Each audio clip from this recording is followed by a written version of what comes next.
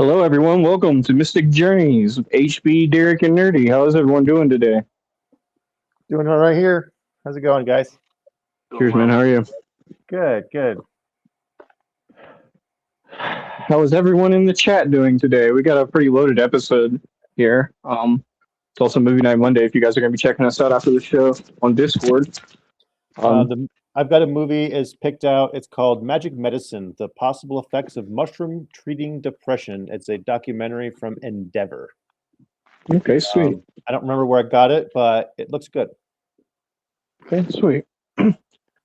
And as far as the lessons today, we'll start off with the Bhagavad Gita. We're going to get into the fourth chapter. We did the second and third chapters last time we were here. We'll do a little recap for anybody who may have missed it. We'll get into the fourth chapter. Then we're going to evolve into the Big Five personality test. Last week we were doing the MBTI test, which is more of like a philosophical idea than a science. So now we're going to kind of get into the science of this kind of personality stuff. And got some cool clips. And also we're going to be talking a little bit about Native American spirit animals or totem animals. So yeah, we're getting into that, what all that means. We'll dip our toes in there and then we'll come back around to it. We'll dive a little bit more into it, a little bit deeper. Obviously that's more of like a philosophical kind of idea than a science as well. So just keep your guys' minds open and have fun with this today. That's better. Cool. All right. Still getting adjusted. Sweet. There we go. Cool. Let's see. Let's start off with a recap of last week. Nerdy, if you don't mind, can you clip that first video for us? Sure. Let's see here. Scene 3, I can pull it up. Amid the... Oh, there you go. Hold up. I think I got something crossed here. It's all good. It's definitely not the video. We're just going to give a little quick recap of what happened last week. The science of Bhagavad Gita was spoken by me. Amid the tension-filled battlefield of Kurukshetra. Hold on. I think we got mixed up. There we go. There you go, big guy. Thank you. Let's start that over. There we go. And amid the tension-filled battlefield of Kurukshetra, two great armies stand poised for war. As Arjuna surveys the opposing sides, he is overwhelmed with sorrow, recognizing friends, family, and mentors among those he must fight. Grief and doubt consume him as he questions the morality of the conflict, fearing the destruction it will bring. In Chapter 3, Sri Krishna expounds on Karma Yoga, the yoga of action, to help Arjuna overcome his confusion. Krishna explains that no one can remain without action, even for a moment. All beings are bound by their inherent modes of nature, which compel them to engage in work. He emphasizes that action is unavoidable and integral to life itself. Krishna teaches Arjuna the essence of Karma Yoga, to perform one's duties selflessly, without attachment to the results, and to dedicate all actions to the divine. He reminds Arjuna that his duty as a warrior, Dharma, is to fight for justice and righteousness, not for personal gain. By embracing selfless action, Arjuna can maintain the balance of the world, inspire others through his example, and progress spiritually. Slowly, Arjuna begins to understand that the battlefield is not just an external war, but a deeper test of his inner strength and purpose, guided by the eternal wisdom of Karma Yoga. 100%. So, you can pull us back up if you'd like. Before we play that other clip, we basically just talked about what our part Karma Yoga was, is acting on our passions and doing them without an expectation of the results or rewards at the end of it. Kind of has a lot to do with our third agreement. So what do you guys think about that? You guys have anything you mention as far as last week's content is concerned? I mean, disagreements. It was the week before or whenever we covered this. Yeah. Just acting in the name of the divine for righteousness, no matter what you do. I make sure you act in the name of spirituality and make sure you do it with no expectations to the results or the outcome of what you're doing. So now we're going to get into the fourth chapter. If you don't mind, pull that second video up before we get in here. The science of Bhagavad Gita Gita was spoken by me first to the sun god. The sun god taught the science to his descendants, who taught it to humanity. This system of transmitting knowledge is called disciplinate succession. Whenever and wherever there will be a decline in religion and a rise of irreligion, I will appear in my original transcendental form, untouched by material nature. One who understands my transcendental nature attains my eternal abode at the time of death. Everyone surrenders unto me, directly or indirectly, and I reciprocate according to one's own surrender. I created a system called Varna Shrama with divisions of social and spiritual life for people to engage according to their psychophysical natures. By sacrificing the results of work unto me, people gradually rise to the platform of transcendental knowledge. Ignorant and faithless people who doubt the revealed knowledge of the scriptures can never be happy nor attain God consciousness. Okay, sweet. One more time, you can pull us back up, buddy. Yeah, so now we're going to learn about how to, it's the path of reunification with self-knowledge. So we're going to basically figure out how we can follow our karma yoga and what's our best way to act upon it here in our fourth chapter. All right, guys.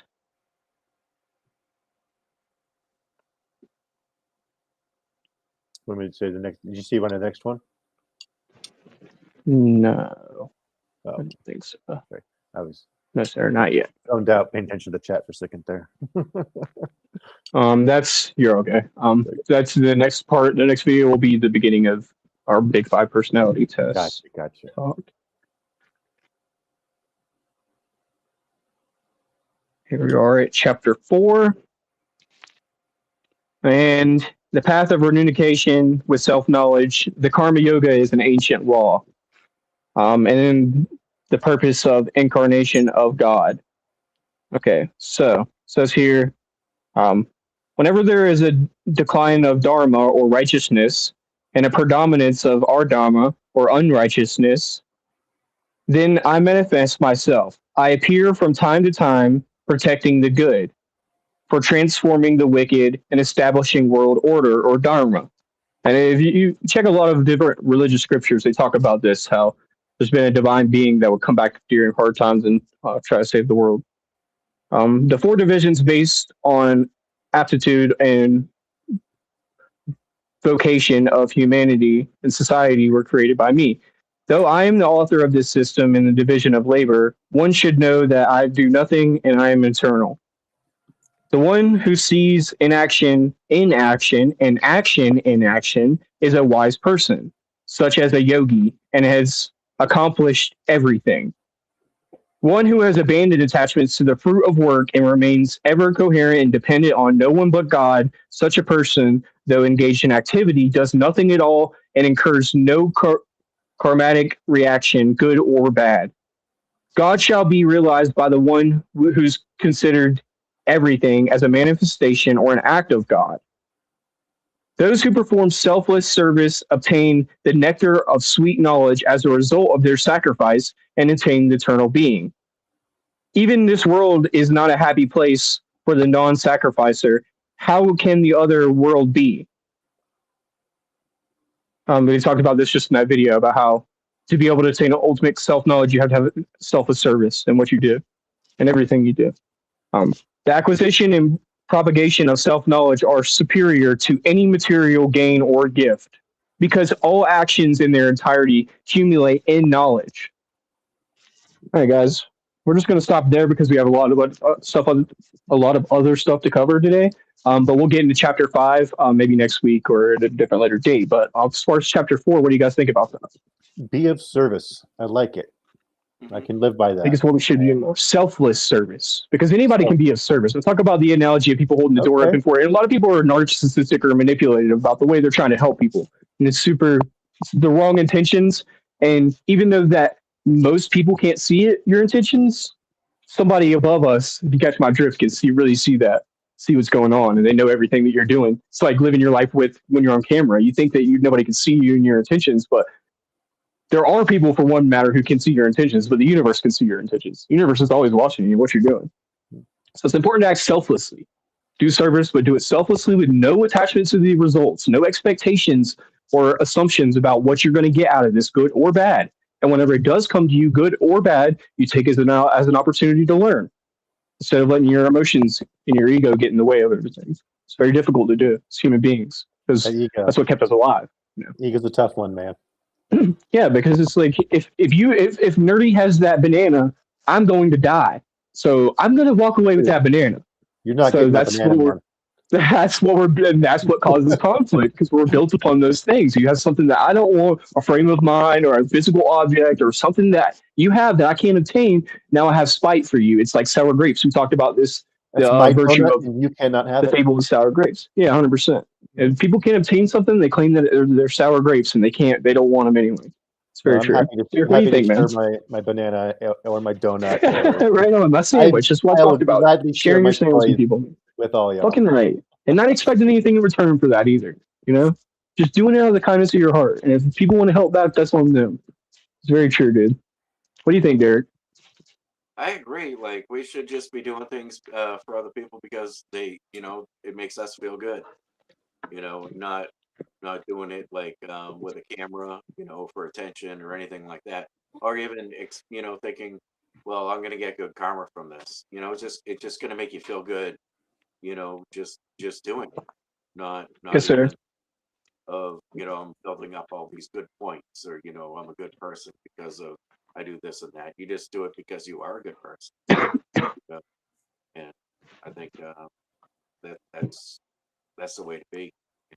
Yes, sir. And I will take your argument a step farther and just reiterate what I'm saying. Like, yeah, you do it because it feels good, but you do it because it is good. Because even if it doesn't feel good to do good, you still do it because that's what we talk about being a hero. That's like where being a hero is meddling where people don't belong, and that's where it is because you're trying to do a kind thing for somebody and they spit back up in your face, or they have like an allergic reaction to it. We have to remember to practice our agreements, right? And not take it personally because they have their own reality that we don't know why they're acting that way. We don't have our expectations about they should accept our gift a certain way, right? So even if it doesn't go the way we think, it still gives us an opportunity to learn and practice. Every opportunity, good and bad, 100%. I think right now we should take a moment of silence for what's going on with the war. Just a brief moment of silence. You guys are in agreement with that? Yeah, definitely. All right. And if you want, you can say a prayer to yourself, but just a moment of silence. And all right.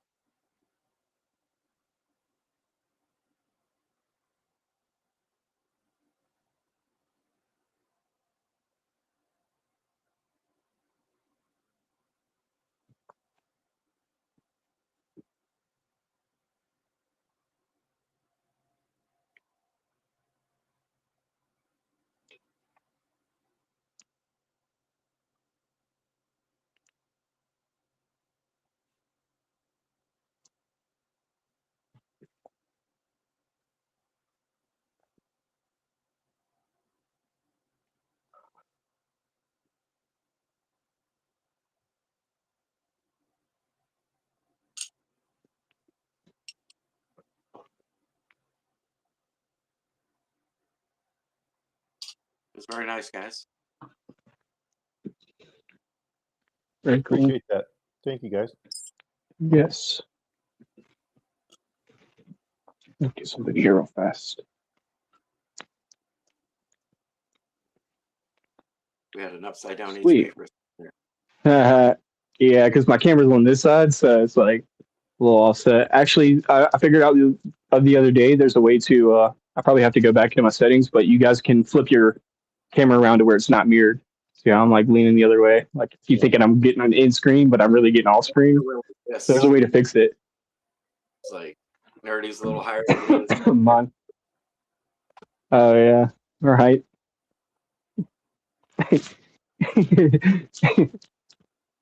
Cool. Thank you, Mike, for being here. Mello. Nerdy, thank you for being here. Derek, thank you for being here. Laura, everyone in the chat, and Exception, Oreo. Thank you for the hat comment. Yep, yep. Not typical HB beanie, but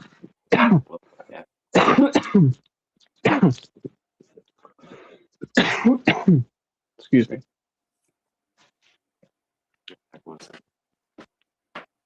I'm going to see if I find a See good if I can turn my card camera. go along with this.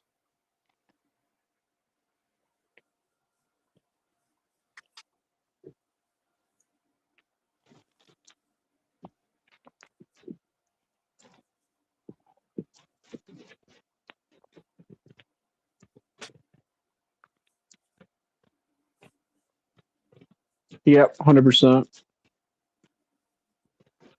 We're having Women's Day come up really soon. It's next week, I believe, right, Nuri? Yeah, why don't we get? So I'd love to get a it volunteer. would be. It would. Yeah, I was just gonna say, Mello, it'd be a great topic for somebody to talk about. If you want to get up on the camera and talk about it, it'd be fucking sweet. You don't have to, but yeah, if not, it'd be something that would be a good. She says here, I can't stop thinking about the women that are trapped in the house that because they can't run or hide.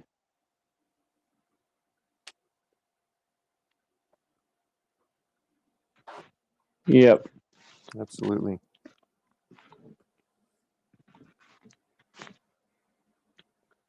But it's really a societal problem as well, too. Because you see this happens in society, especially in the younger generation. Like, there's not a place for people to go that they feel comfortable to be able to talk about their problems. So then it causes these outbursts. All right, guys. Let's get into the MBTI bigger brother, the Big Five personality test, also known as Ocean. So, Nerdy, can you play that first video for us, sir? Psychologists have developed a construct called five-factor personality theory. It's a way of trying to understand human behavior. You rate people according to 5 different factors: openness, extroversion, agreeableness, neuroticism, conscientiousness. I think a lot of companies already are too invested in personality testing. There are people attaching almost like magic to the information, that somehow you've captured the essence of the person.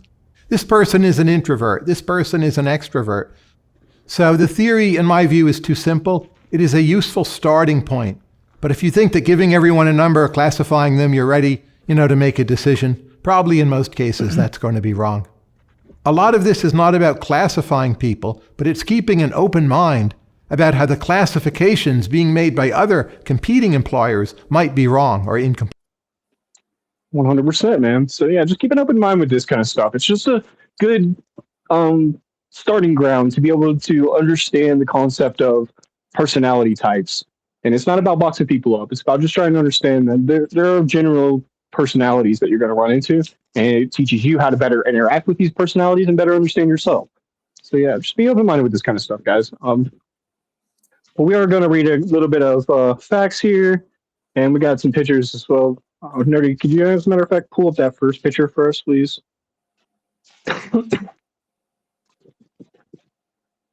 So this is from the article that I'm about to read here in just a moment. Just go full screen on that one. There we go.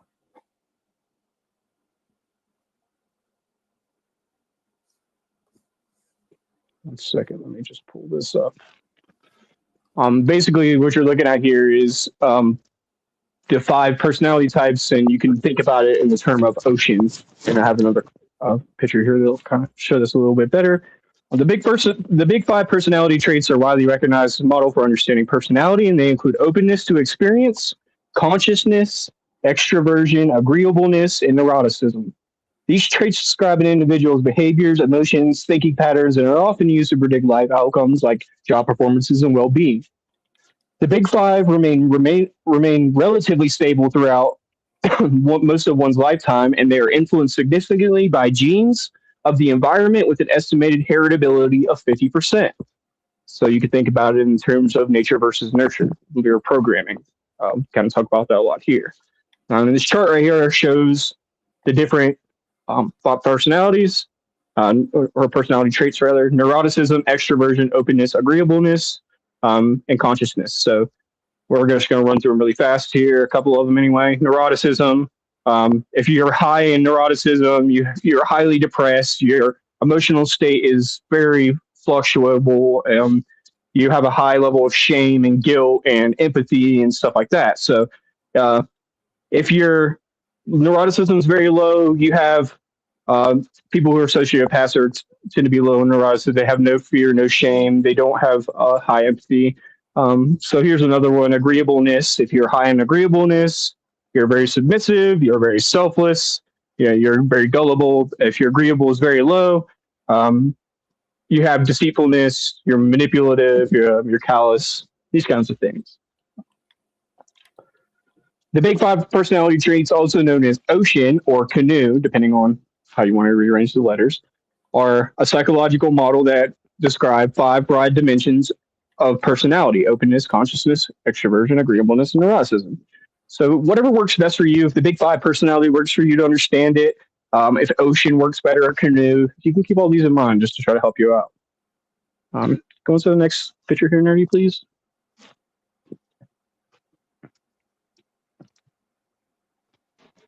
No, sorry. Yeah. Just new messages coming in. Perfect. Pay attention to the messages. No, you're okay. Saw Here my it name. shows it a little. It shows a little bit better what I'm speaking about, as far as the word ocean and then the different personality traits. So you guys can read that while I'm going to go ahead and read each one as we go along here. The big five personality traits, ocean. Number one, openness to experience. This trait reflects a person's level of imagination, curiosity, intellectual depth, and preference for variety. Individuals scoring high enjoy novelty, abstract thinking, art, and while those scoring low prefer routine, tradition, and practicality. Number two, consciousness. This dimension measures a person's tendency towards self-discipline, organization, carefulness, and goal-driven behavior. A high score suggests a hardworking, reliable individual, whereas low scores will point to someone who is more spontaneous, flexible, and perhaps prone to procrastination. Number three is extroversion. This trait indicates how social, talkative, energetic, and assertive a person is, emphasizing their level of engagement with the outside world. Highly extroverted people are energized by social interaction in crowds, while those scoring low, introverts, quote unquote, prefer solitude and reflection.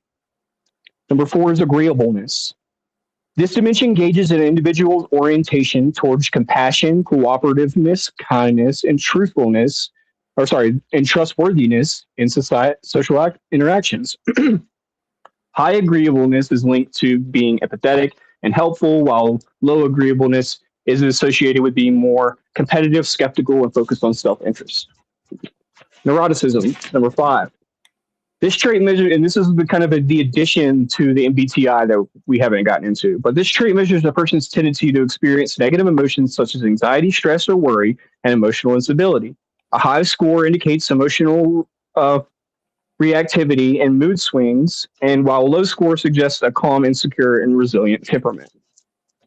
Okay, Nerdy, you can pull us back up right now if you would like.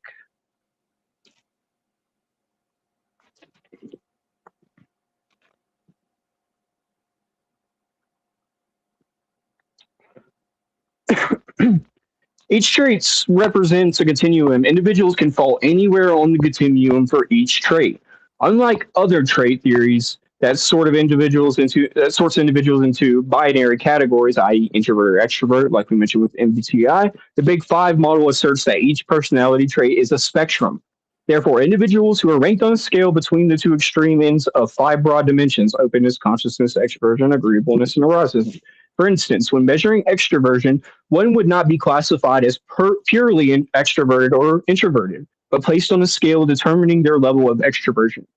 By ranking individuals on each of these traits, it's possible to effectively measure individual differences in personality. You guys got anything to add to that real fast? I'm rambling over. Let you guys get a word in real fast. I don't know a lot about this type, 5-type personality test, but Yes. yeah, I'm not hearing anything I disagree with, just like before. Right. And there's actually a part in this article I can't read. I left it out, but it explains why 5, right? And is there a better way? I can read that part if we want. But the history of this test is that it resulted from contributions of many independent researchers. Gordon Allport and Henry Odbert first formed a list of 4,500 terms relating to personality traits in 1936. Their work preceded the foundation for other psychologists to begin determining the basic dimensions of personality. And in 1940, Raymond Cattell and his colleagues used factor analysis, a statistical method, to narrow down Alport's list to 16 traits. However, the numerous psychologists explained Cattell's list and found that it could be further reduced to 5 traits. So this is how we got down to 5. Among psychologists were Donald Fiske, Norman, and Smith, Goldberg, and McCrae Costa, and in particular, Louis Goldberg advocated heavily for the 5 primary factors of personality, and his work was expanded upon by these people that I just mentioned here. The model has been known as the Big Five and has received much attention, and it has been researched across many populations and cultures and countries to be the most widely accepted theory of personality today. Okay.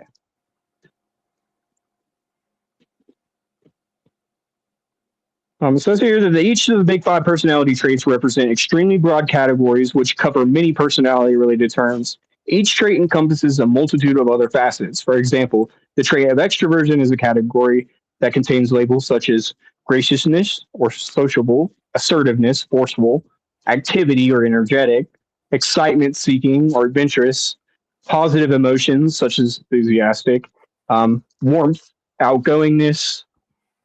Therefore, the Big Five, while not completely exhaustive, cover virtually all the personality-related terms. So, to your point, Nerdy, even though it doesn't cover everything, it covers the basis of what human personality is. It's kind of the same concept of what we're doing with the 4 agreements. I mean, there's a lot more to life and growing up and learning spirituality, but it really just simplifies it to the 4 necessity things. And this is the same thing with personalities. It just simplifies it down to the basic of 5 personality traits. Another important aspect of the Big Five model is its approach measuring personality. It focuses on conceptualizing traits as a spectrum rather than black and white categories, as we talked about before, because nothing is black and white. It recognizes that most individuals are not on the polar ends of the spectrum, but rather somewhere in between. The key takeaways from this are the core quality, curiosity, creativity, willingness to explore new ideas, high openness, enjoys variety, embraces change, likely to engage in creative or unconventional pursuits. Low openness prefers routine and traditional values, practicality over novelty. Examples, someone who loves discussing abstract concepts, i.e. philosophy and art, like we're doing now, or seeks out diverse perspectives. And reflective question, how often do I seek out new experiences versus sticking to familiar routines? So you can ask yourself these questions to kind of understand your personality and who you are. What do you guys think about that? You can pull this back up now if you want, bud. A couple scrolling here. Here we go. What do you guys think, man? To your point, Nerdy, this is the allergic reaction that I had to the MBTI personality types. I was like, man, this is crap. This is just like astrological signs and on and on. And I was like, there's just no base in science, and you're trying to box people up. And I think you're trying to make a slightly similar argument for the 5 personality traits. So I'm not putting words in your mouth, right? That's kind of your argument. But to my point, my counter argument to what you're saying is that there are other ones out there. It's probably an oversimplification. I think it just simplifies it. But sorry, saying you think it's what? Partially what? It's probably an oversimplification, but it also, everybody receives the message differently. So this may resonate with somebody differently than the MBTI. Exactly right. Yeah, because it adds neuroticism into the account. Right. Correct. What would be your way of thinking about this concept? Would you invent something like this, do you think, or is this not like? Would you come up with a different? Do you think it's more important to come up with a different concept? Because this is the whole reason I decided to bring this up anyway. Because, like I mentioned with the Jung's color chart, there's 4, then there's 9, then there's 16, and it goes on and on and on. So where do you think it stops here with the psychological kind of stuff? Do you think that there are a million different groups of people and personalities, or do you think that there are only a few? Well, I think that the Myers-Briggs is pretty close. But even then, I still think people are a little more complex than that. I agree completely. Couldn't agree more, actually. And I think that as we go on in time, these things are going to evolve more. And I don't think it's that important to go that deep into it. As long as we understand our basic, mannerisms and what makes each other tick, and understand how to, operate in the same room with each other without getting under each other's skin. That's kind of the base of it. Definitely, man. And to your point, language has gotten really complex compared to how it used to be whenever we just use facial expressions and grunts to be able to talk to people, right? Now we have language of our own that's complex as hell, and we have other people's languages. So we have to really go back to our monkey brain and realize, oh, I'm picking up on this person's physical cues, right? Their facial expressions and what they're trying to say. We have to remember that in ourselves, not get rid of it, right? Because those are important things to have. Be able to tell, this person seems a little bit angry right now. Maybe I just better back away and just go do something different than I normally would, right? So, or vice versa. This person seems really excited. Maybe I can boost them up. Oh, cool. I'm just an overly sensitive Cancer, so what can I say? Yeah, you're an empath, bro. I get it. I understand. I was watching an interview with I forget the gentleman's name. I want to look his name up real fast so I don't say wrong. But he's the guy who played Shaggy. You probably know his name in the Scooby-Doo movies. Matthew Lillard, 100%. So we watched The Last Meals with him, dude. He's an empath, dude. He cried 6 or 7 times during the show, and the whole time I'm like, you gotta feel for somebody like that. You gotta feel for somebody that feels so hard everything that they say and do. I think we're all capable of being 7 personality types depending on our situations. So this is what Derek is mentioning as well too.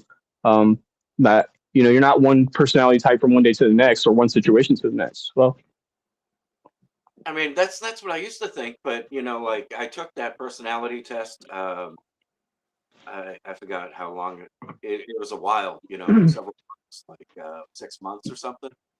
And yes, then sir. I just, recently when you shared it, and I come up with the same thing. So I don't think it's as random as we think it is. We kind of are. What do you think? Yeah. I mean, and you don't think that other personality types are more inclined to change their personality type? Hmm? Do you think the other personality types are more inclined to change? Maybe you're just isn't a personality type that's willing to change. Maybe. I think we're. You know what I'm saying? I think we're all able to change our base personality type, but you really got to want to. Well, nerdy. Let's go ahead and skip to the end. I was going to play this at the end, but play that video now. Okay. At the very end, the Hubbard one. Huberman, whatever his name is. You know what I'm referring to? And the last one, because there's 2 others. Yes, sir. Correct. Yeah, correct. The brain is basically designed to be customized in the early part of life and then to implement those algorithms and that circuitry for the rest of its life. And so the brain can change in adulthood, and it can change provided that there's an emphasis on some perceptual event. So in other words, if you want to change your brain as an adult, let's say you want to be less anxious, you want to learn a new language. The key thing is to bring focus to some particular perception of something that's happening during the learning process. And the reason for that is that there's a neurochemical system involving acetylcholine. And it comes from these 2 little nuclei down in the base of the brain called nucleus basalis. All day long, you're doing things in a reflexive way. But when you do something and you think about it very intensely, acetylcholine is released from basalis at the precise neurons that were involved in that behavior, and it marks those for change during sleep or during deep rest later. Because most people don't realize this, but neuroplasticity is triggered by intense focus, but neuroplasticity occurs during deep sleep. So yeah, it's pretty interesting, man. You can pull this back up. Kind of answers your question in more of a scientific term, because I remember we've been talking about this a lot. I'm like, wow, this actually puts this is where I am in love, because it's puts science terms into what our philosophy has been talking about. So there's an actual chemical response in our brain that helps us be able to remember new things, or to be able to remember to, hey, stop being so anxious, or stop being so angry or negative and stuff like that. Really can enforce that. For psychedelics help push them as well. Yeah, psilocybin works with that, and that's called neuroplasticity. Yes, sir. 100%. So yeah, it's very intriguing to actually understand what makes us a better person and how we're actually getting better. Makes you easier to relearn and readjust and kind of make those permanent changes in the long run. Well said. And I just seen that there was I believe they developed a LSD that won't make you trip, but it will have the brain. The Um, Yeah, microdoses. so The microdoses of it. You're saying? no, no, apparently it's supposed to be just the same analog, but without the that, So hallucinative they effects. remove something from it. Apparently, yes, sir. Interesting. Okay. But yeah, you can imagine how that works for people with suicide cluster headaches and stuff like that. Yeah. All tons of different orders: ADHD, depression, yeah. all these different things, PTSD. Neurons. Who knows, man? On and on and Right. on. Exactly. Take that fear away from people who are afraid to have a bad trip, but they want the benefits. It makes our neurons flexible. Neuroplasticity. Flexible. We are shaping our neurons. Right. Have you ever seen it under a microscope whenever your brain's learning? No. Yeah, it's really neat, dude. Like you can actually see the neurons connecting together and building a web. And the more you think about it and do that thing, you build that stronger neural pathway. You should look it up, man. It's really intense. Okay. Yep. Brain cells under a microscope. Learning, actually, yeah. Well, I guess, yeah. Yeah, I'm not sure how they did it. Let's see what Mela here has to say. She says, got a personal question. Anybody feel there's a dangerous part of themselves they know and holding down? I think a lot of people do think that, but me personally, I do not.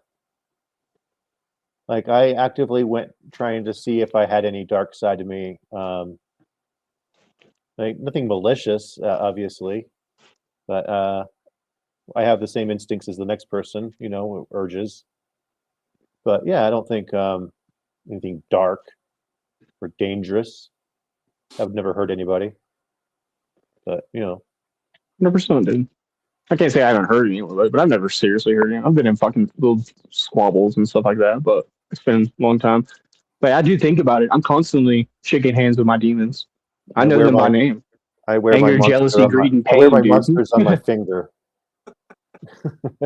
Your gremlins, as you Just call them. decide you want to be a good I feel like I've person. seen this before. What is this from? What? What is this from? One of you guys gave it to me. I don't remember who, but it's like was it from Derek? Yeah. This is like the vintage I've seen this old before. puppets. I think I sent a green one too, or a purple one maybe.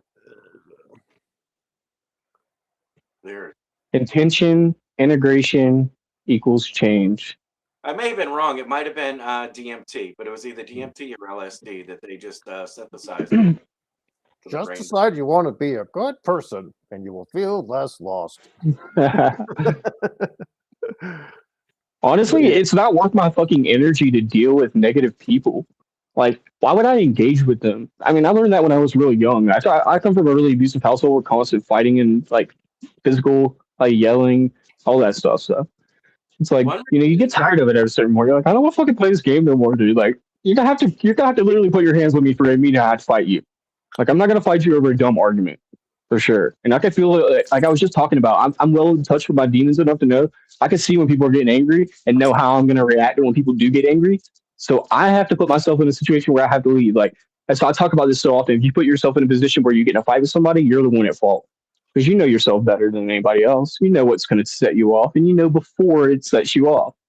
Obviously.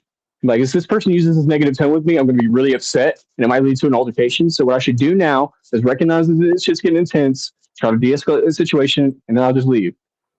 Be mature about it. It's emotional maturity rather than just acting like a fucking baby. Say again, Derek? That's your trigger, though. Yeah, correct. That's why we don't take things personally, 100%. Are you asking me what's my trigger? No, I'm saying if that's your trigger, then, you're allowing correct. them to yeah, that's why we don't take things personally. But and practice our agreements. Avoid negative people. Like, I mean, that's like I've talked about that. Like, yeah, you have to protect your own energy, and you don't want to be in conflict. But also, if someone that's always negative or whatever, you don't lead by example and don't engage in that shitty behavior, then you're kind of showing them a better way. But if you just leave them to be in that, then ruminate in that, then they're not going to change, So I really believe that you're protecting yourself, but you're not helping them. Is what I'm, Yeah, I really do think you're right. What's your chicken on, Nerdy? some McFuddy's pepper. I was about to say mother. What? This is where Maybe it's one- at. Big You nose know, and coffee. It's Cowboy coffee. almost springtime, so I figured to break out some pepper elixir.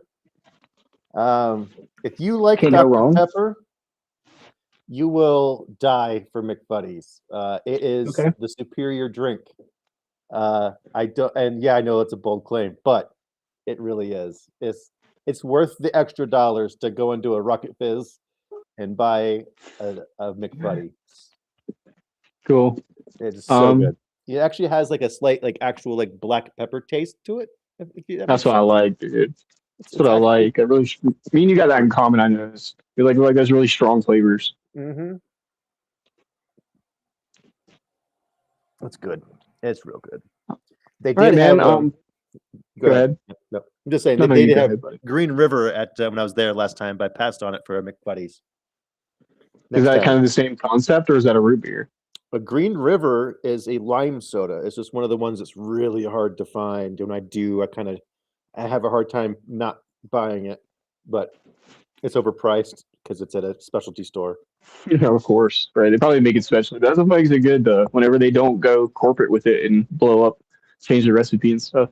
It's always good small batch soda.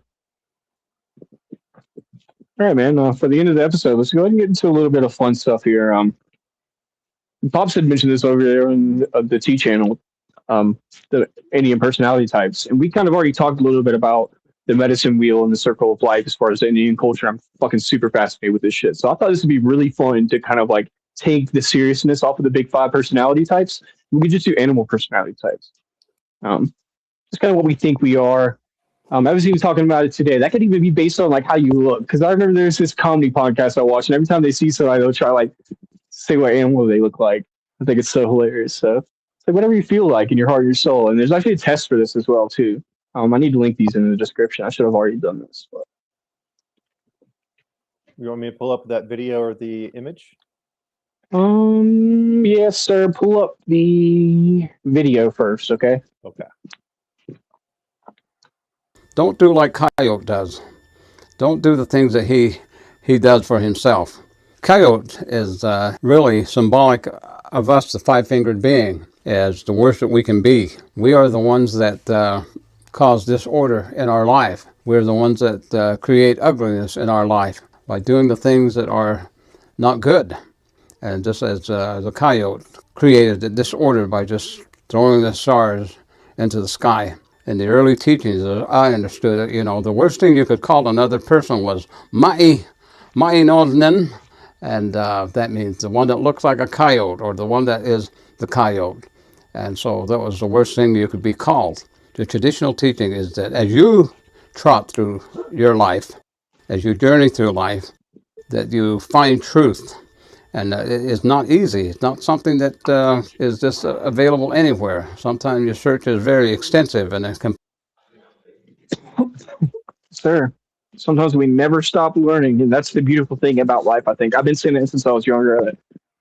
We never become fully wise or fully enlightened or know everything, and that's the beautiful thing about it. Imagine you could get to that point where it's like college and you can know everything there is to know to graduate the class.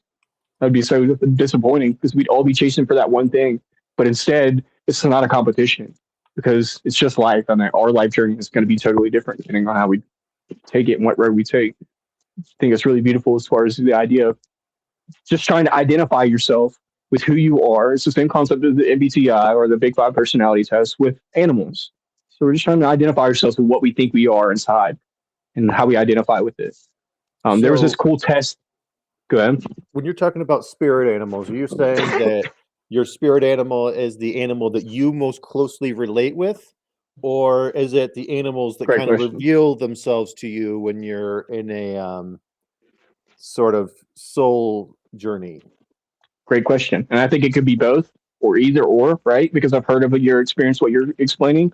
What I was just about to explain is there was this test that I was watching before the show that explained there was 5 different animals: a sheep, a goat, a horse, a tiger, and a cow. Now, put those in order for me real fast. What do you like? If you could order them, what would you order them in? What were they again? Sorry, I was paying attention to chat for a second there. I had so A many names. sheep, a goat, a horse, a cow, a tiger. Put them in order.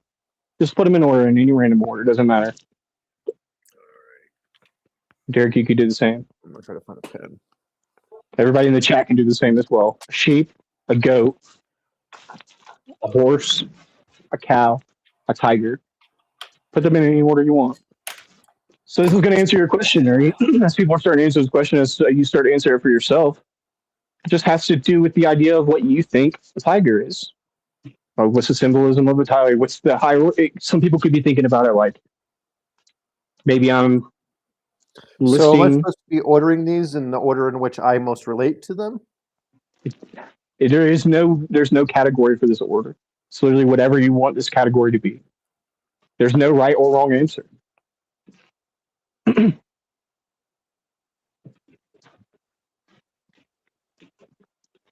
For me, I definitely put tiger at the top of the list. I put cow under that, horse, sheep, goat. I went with That's how I do it. horse first, and then cow, and then goat, and then tiger, because those are all closest to me here. You know, I can go outside and see horses or cows, goats, but I'm not going to see a tiger. Correct. Pretty simple, I pretty thought simple. about this a little bit. I did think about that a little bit. But I was like, you know what? Tigers are really badass. Like, you have to give tigers their credit. And you can't give them first place just because they're a tiger. Because cows are really important. We eat a lot of cows. But I like to put tigers up there pretty high. I have goat, horse, cow, sheep, tiger. Okay. And I can't say what that means because I'm not a psychologist. I don't train in this. But if you look it up, these, like for cow, for example, it has a meaning. You can click on this picture, actually. Here, I'll get it for you. This picture will kind of describe a little bit of what I'm explaining here. So you can see the cow says to stand in your truth, to be motherly, to heal or mend. All will be. Phoenix. I want the phoenix, dude. Yeah, well, Definitely. And there's a ton. I'm just giving a handful of examples here, you guys. There are a ton of these examples. There are on and on. Every animal in the world has one. The fly here, it says, check your ego, respect boundaries. The koala says, pause for daily life. And again, just like the personality types, sometimes we're a koala, and sometimes we're a phoenix, and sometimes we're a lion. It all changes, man. It's really fucking important to understand that the types of personalities that you're going to fall into and the types of animal spirits that you can relate yourself to are going to be very typical in your life. You have the tendency to fall into being a lion everywhere you go, or you have the tendency to falling into being a koala everywhere you go, or on and on. Wait a minute. Fly and a moth, those aren't animals, and a phoenix is mythical. I want to add a narwhal to the list. At least it's a real unicorn.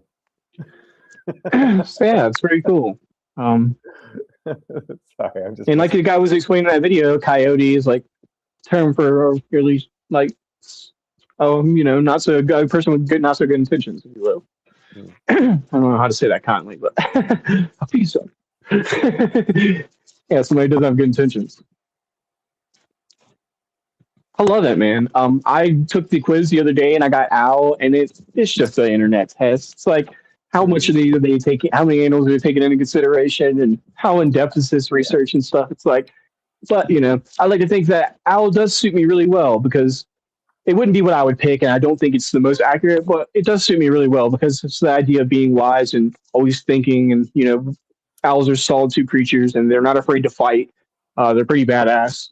They have some weapons on. It's not that they're weapons, but I'm just saying like they're not afraid to defend themselves and do what they have to eat and survive. And I like that about an owl. I got the owl too. I wonder how many people got different animals.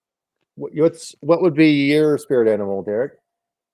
I got the owl. I took the test. I got the owl. You took a test and the test said owl, but what would you pick? If you could pick a spirit animal, what one do you most closely relate with? I just can't think. I've been thinking all day. I just don't know what to say. Because as a human being, I'm individual. So you could call me a human being, yeah, sure. But Like I'm different than the other human. If I had to pick from those 5, goat. I'm number 1 is goat for me.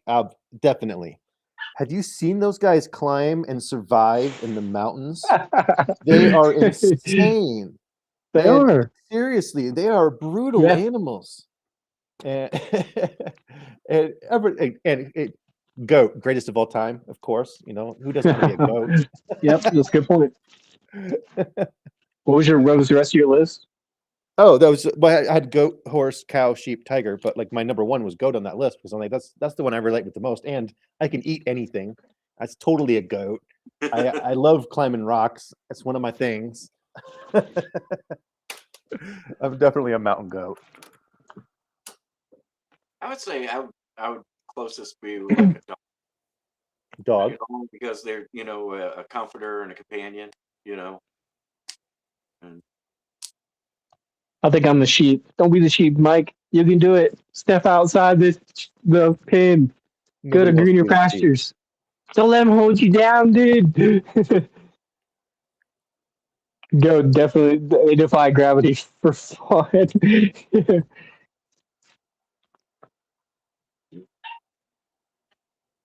How about you, HB? What would your animal be if you picked? Yeah, I don't know, man.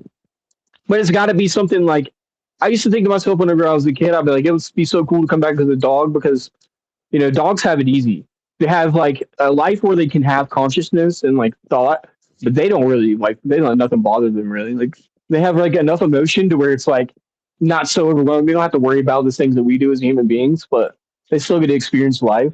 So maybe like a wolf or something like that. Because wolves are like really they're about their pride and their pack, if you will.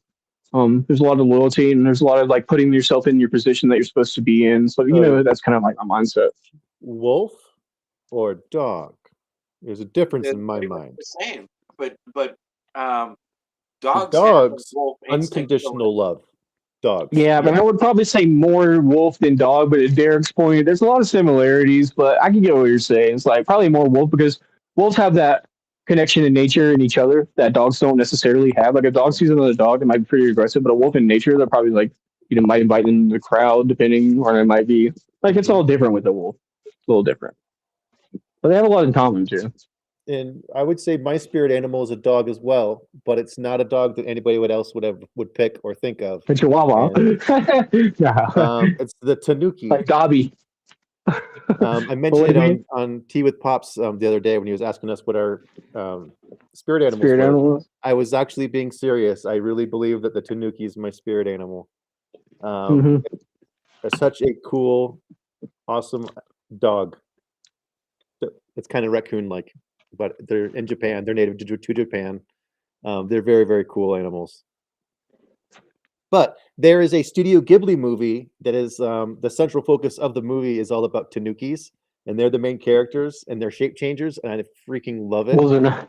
It's called Pom Poko, and we should watch it next Monday because I didn't have time to convert the file so we could watch it on Discord tonight. But next Monday we can. So today we're going to be watching Magic Medicine: The Possible Effects of Mushrooms Treating Depression. It's a documentary. I don't remember where I got it. I think it was like YouTube or something. But, we'll watch it together on Discord. But next week, I would like to watch that Studio Ghibli movie with my spirit animal in it because it's good. It's really good. That's all I got. One thing I want to mention before we take off, like I've had a cold and it's been kicking my butt, and I take different cold medicines and stuff. But I get this stuff here at Dollar Tree, and it's this purple, and I know it's backwards, but it's this box here. If you see that at Dollar Tree, it's got 3 active ingredients and acetaminophen in it, but it does the fever reducer, cough suppressant, nasal decongestant, and I can't read this.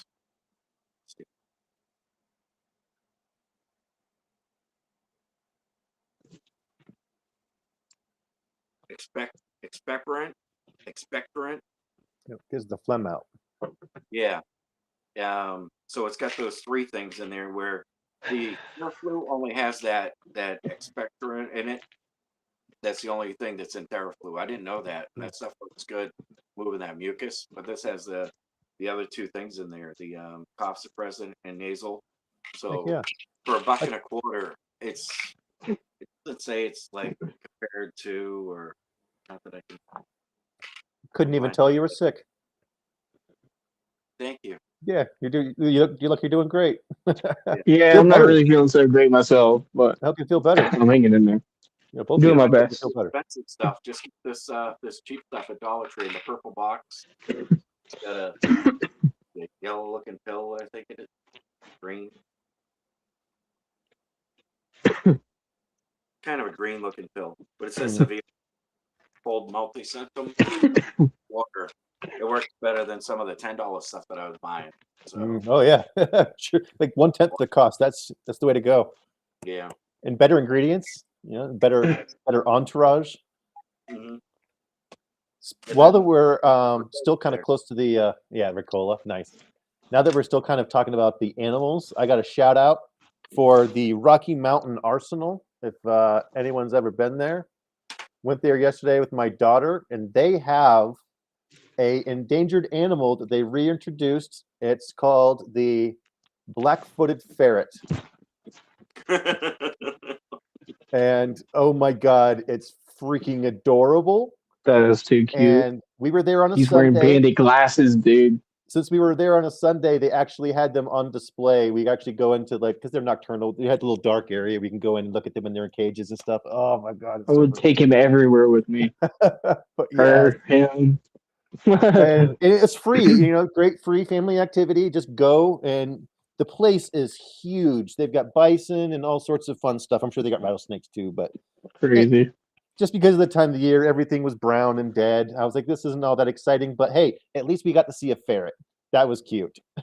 But yeah, Rocky Mountain Arsenal, there's some good history. Well, not good history. There's some interesting history there from back during World War II. They were That can be my spirit animal. Blood chemical boy, weapons. yeah, fucking right.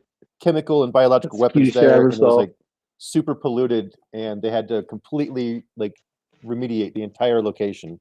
But the place is huge, and now they've got a bunch of wild animals that are living out there peacefully. Ferrets are cool. My grandma used to have some ferrets. They're probably the coolest animal I've ever seen in my life. Played with. Always wanted one. They're fucking super neat. Yeah, ferret, spirit animal. Yep, that's your spirit animal now, HP. Apparently. The black-footed ferret. I'm skinny like a ferret. Ferret like a ferret. Cool. But yeah, man, it was so stinking cute. I tell you, it was sleeping. You know, it was sleeping on its back when I saw it. Oh, that's a good picture. I wish it looked like that when I saw it. It was, They all have those like bandit glasses on. Is that what they're doing? Or is that just this one that's on the flyer?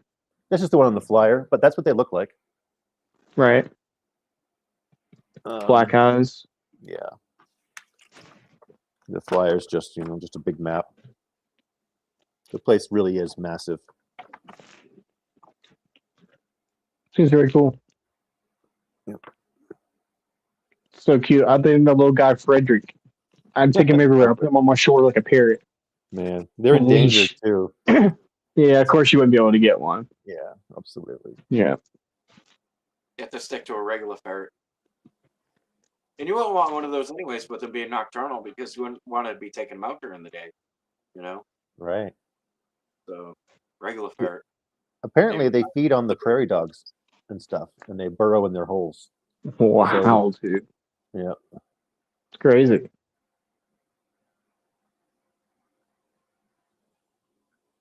So, yeah. Guys, come check us out for movie night here in just a bit. Maybe like 30 minutes or so. We're on Discord and... Right. Go ahead. Yeah, exactly. About 30 minutes, a little less. Bible study tomorrow with Derek. 9 p.m. EST. Then Wednesday, we're going to guess what's a nerdy's can. Yeah, on Wednesday. Way back Wednesday, baby. I'm going to grab my Velcro fast and we'll figure out what I'm going to put in my can this time. I got to get creative. You're going to come in with a trash can. You're going to have to get a bigger can. attended the No, sleep you bigger call. can't. I was the first one to bow out. I won I lasted till 2:30. Friday night. Yeah, I crashed pretty hard. You guys could have predicted that I was gonna be the last one standing because the You were all nerd. gaming up. You had the sugar, you had the energy drink, and I was already yawning. MVP.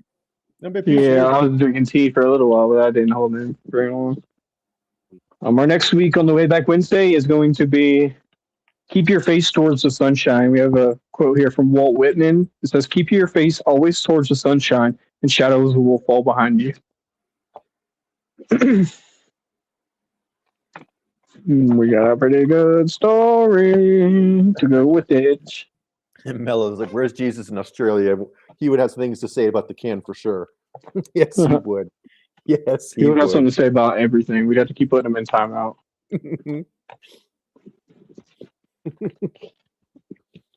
Poor Jesus. Poor guy. Poor guy. He already has a hard life. Don't make fun of him. Yeah. Cooking the pizza. I hope it's a good kind. No supreme pizza in these Cheers. parts, apparently. No supremes. Extra mushrooms, please. As long as there's no bell peppers on it, I'm good. It's not supreme without the bell peppers. That face. So I know there's this it's super controversial about pineapple pizza, but I think I've said this on the show before. But if you've never put tahine, that pepper salt and like lime salt on a Hawaiian pizza, it just puts it elevates it to a level that doesn't make sense. It does. It's so good. I might have to try Tahine that. on pineapple pizza or Hawaiian pizza. You gotta have the ham and the pineapple. So good. I do Wolf bacon art pizza. instead of ham. Bacon instead of ham. I do bacon instead of ham. Why It's more ham, porky, I guess. You know what I mean? Like a lot of times not? It's kind Why of not? bland Both. or both. Yeah. Why not both? That's what I say. Don't throw the baby out with the bathwater, Derek. Pizza Hut's having some kind of sale. I think like 5 toppings. So yeah, you could do that. Yeah. Some ham, pineapple, bacon, green peppers. I like pizza, but I'm from the South, man. You got to hit me up with that barbecue. That's where we're at. That's where I'm at. That's where I'm home. Some barbecue chicken, some ribs, beans, potato salad. Fucking now you're talking, dude. I could die happy. I always say that shit whenever I'm eating a meal like that. Like a meteor could just like fucking boom. I'd be so happy, dude. Be smiling, eating my food. The MVP's talking my Look out language down there. here. Got bacon, They- pineapple, mushrooms. The cookout restaurant where you live, they did. Not, I don't know about here, but yeah, where I'm from in South Carolina for sure.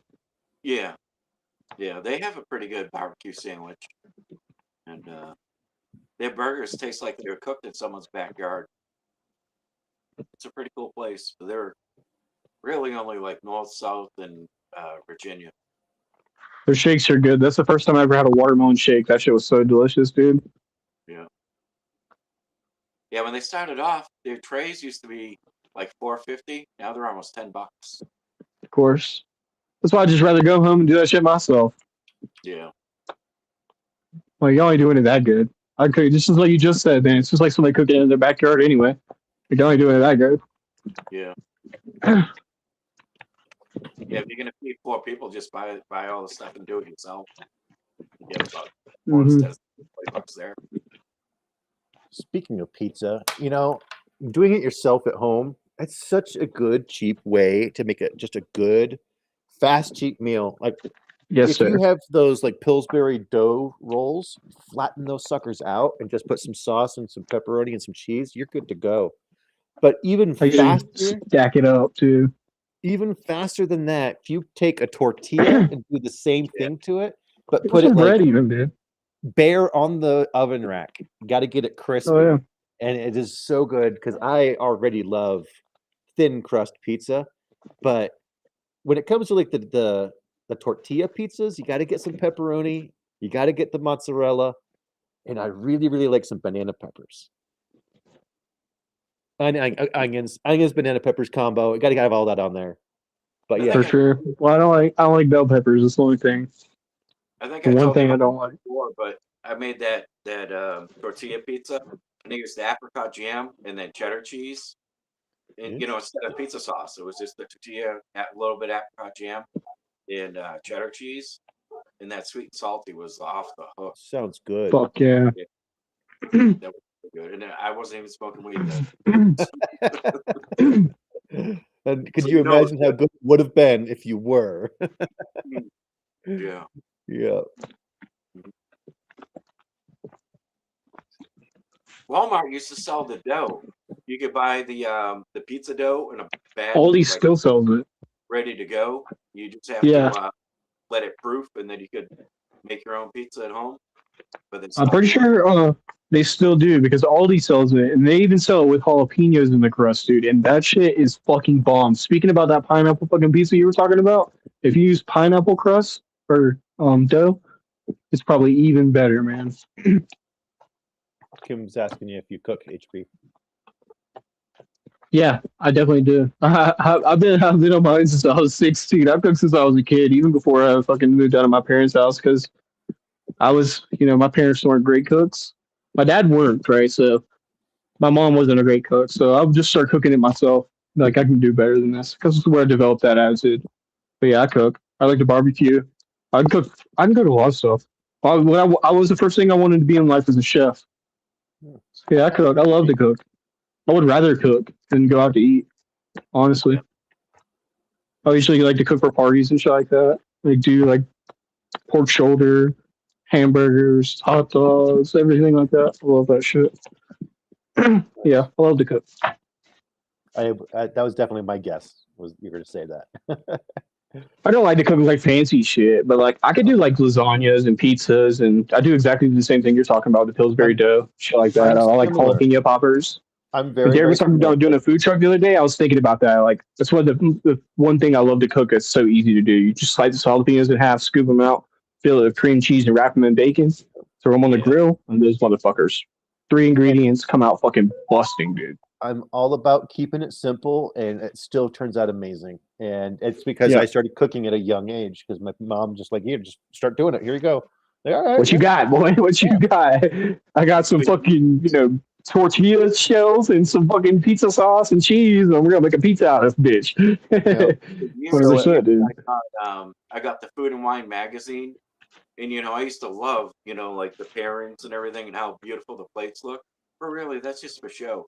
I followed one of the recipes, and it was a Boston butt, and I made I don't know how many of them, are, but this recipe said to take coffee grinds and put it on the outside of the butt, right, and then bake it and everything. Follow the instructions to a T, and I gave it a thought. I was like, this is messed up, man. I want to punch some. This is so bad. It coffee grinds, they tell people put on the outside of this Boston butt, and I'm like, what? I don't even like I've heard of coffee seasoning, but I've never tried that. And yeah, I tried cleaning it off. I couldn't just as much as I tried cleaning it off, it was kind of like baked on there. You know what I mean? It's creating the So, crust. no, it was awful. It was so terrible. It was terrible. It was. It needs to really be fine coffee for it to work. I've used coffee seasonings. I've never actually I would coated it in assume coffee. Though. that you'd need to get it like in a serious smoker and like really get that stuff cooked off. For the most part, the coffee. Yeah, it didn't. It was. It cooked into the fat and everything. Yeah. But it was still like you get that. You said, you know what I mean? It was just awful. It was like every bite was like biting your tongue's trying to separate these bits out of when you're chewing. It was no, I was deeply disappointed. And then there was a couple of bussin'. Right, and I was like, I'm gonna do my own thing. I mean, yeah, these pictures are pretty and everything. But that's what it is. I think it's people showing off presentation and faking they like it more than they actually enjoy it. Like I think I would have liked the nacho chips on a plate with cheese in the microwave more than I like some of their recipes that come out. I think Mike Barabal goes around wearing a T-shirt that says "Bacon is my catnip." Dude, Derek, that's got to be your next candle, bacon flavored, dude. Oh my gosh, can you imagine, dude? Like the smell of a cooked bacon candle coming out of your room? Oh shit, would be so good.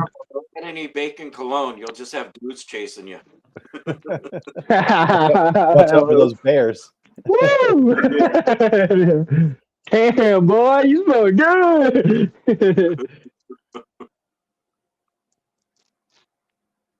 Yeah, I love bacon bacon. Bacon's my favorite. I love it. It's makes like my everything favorite better. meat. Yeah, a bunch of coffee grounds in the bottom of my cup. Drinking cowboy coffee. I just pour the hot water on the grounds. The worst, the worst preparation I've ever had for a meat was probably at like a famous restaurant. It was called White Fence Farm. It was in Denver. It was like one of those historic destinations that everybody went to from all around. It's kind of like Knott's Berry Farms, but it's, a local, chicken farm place. I went there on my birthday once and I ordered it was like their special, and it was like, it's a lemon chicken special. And I'm like, okay, let's get that. That sounds good. But they're known for their fried chicken, and I should have got the fried chicken. Dang it. It was the fried chicken that got away. But anyways, what they served me on this plate was it's like they took like a frozen chicken breast and baked it in the oven and slapped a bunch of lemon pie filling on top and then served it to me. And I was like, this is rubbery. This is gross. I did not realize I was ordering candy. It was probably one of the worst preparations of meat I've ever had. I couldn't imagine what they were thinking in the back when they. I was like, oh, it's terrible. They're like, I nailed it, bro. Fucking, you gonna love this shit. Can't get enough of that. It's so cute. It's so cute. I have a big smoker and everything in my building, but I think the best way I like to cook like a Boston butt is in the pressure cooker, and I'll throw some of those poblano peppers in there, and stick of butter, and then some salt and pepper and garlic, and then just let it go. And it doesn't come out with a lot of flavor, but you have all that meat that just falls apart. You know what I mean? So then you can use it on tacos. You can use it on barbecue. You can do whatever you want with it. You can put it in spaghetti sauce. I like it in spaghetti sauce too. Do you have an Instant Pot? Yeah. Oh, so worth it. Mm-hmm. Yeah, I like the grill so much better. The pressure cooker is my Instapot. I do have I have the 23 quarts. Same. Yeah. And I'm not even denying what you're saying is wrong, because you could put poblano peppers in that shit. It reminds me of what my grandma used to do, dude. Fucking that shit's really good, but I like to get that smoky flavor. So even whenever I do it inside, I'll put liquid smoker, smoked hickory salt, something like that in it, so you get that smoke flavor. I love cooking it on the grill. I have to at least par cook it on the grill, and then I'll move it into the pot before I do. I'll waste the extra time to do it. It's worth it to me. Out here, we get the Hatch fire roasted chilies. Like they roast them out in the parking lots with the actual fire. Oh yeah, boy! And yeah, it's so good. You can buy it by the heaters and shit, dude. You just buy the bushel, and then they'll just smoke it and cook it right there in front of you, and then just hand you the bag of prepared green chilies, and you just freeze it. It's so good. Rancheros, baby! Oh my gosh! Don't forget to get your McFuddies. It's worth it. Gotta promote my candy of the day. If you're sick, get your electrolytes. Yeah. Don't get the musty sponge hand, Mike. Okay, what's he talking about? I was talking about butt hand the other day on the show. Is that what you're talking about? You talking about butt hand doing pills? The other day, I was also making sacraments. I was like, yeah don't use your butt hands. I remember you talking about your butt hands. Yeah. You remember that shit? I do remember that. You saw it? You were wearing gloves. You were wearing gloves. Yeah. That's what I said. I was like, if anybody's got butt hands, it's me. So I had some gloves on. I like to be professional. Like I was saying, like if you do that shit, you want to make sure you're doing it like you're doing it for other people, even if you're doing it for yourself. Just like practice professionalism, dude. Taking initiative, going the extra little bit of miles that the other people don't do. Being proper, doing it like everybody's watching you do it.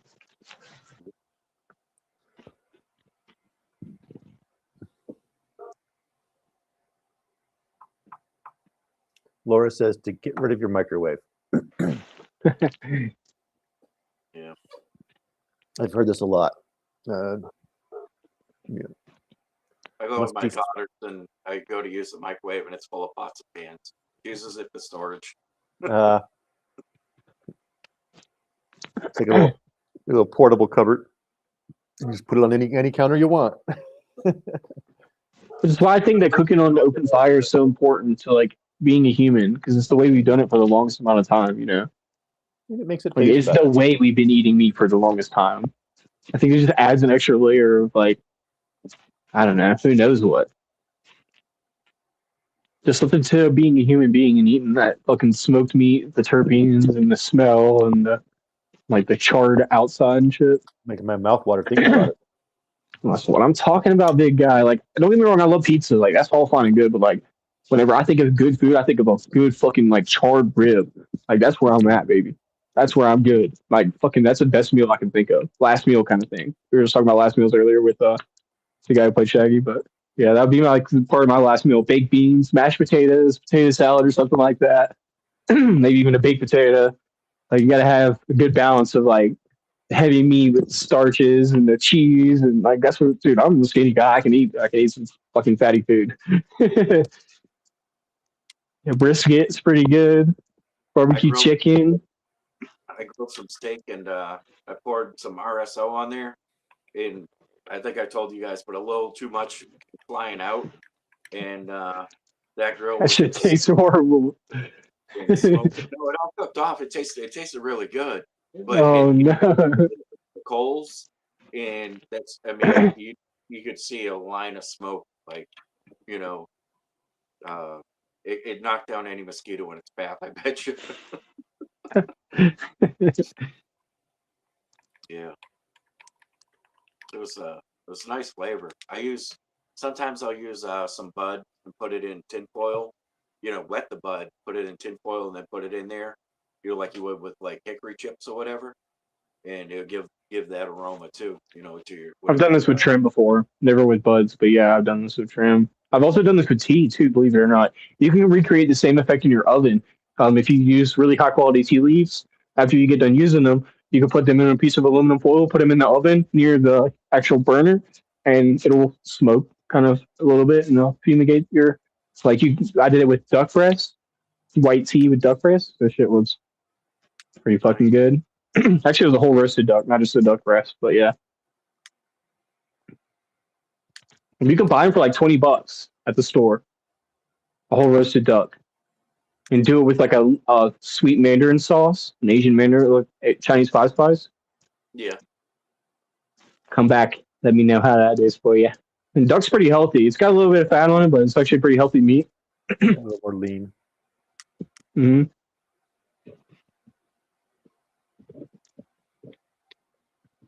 You can buy just the breast too. Well, guys, it's 8:22 now. Want to reconvene in about 8 minutes in Discord? Watch that Magic Medicine, The Possible Effects of Mushrooms Treating Depression documentary. I don't have depression. You do. I do. I do. I still do. But, I'm just treating kidding, it. I'm treating I'm just kidding. Hopefully, with the power of mushrooms, in about 5 years, we'll be like, "Ooh, that was a tough year. We were out of that shit now." Hell yeah, cool, man. And we'll see you guys over there on Discord tomorrow for Derek's Bible studies. We'll see you guys later. You'll have a great night. Make sure to visit us over at mysticjourneyschurch.org. Sign up. It's free to sign up. See y'all later. Love you. Bye, everyone.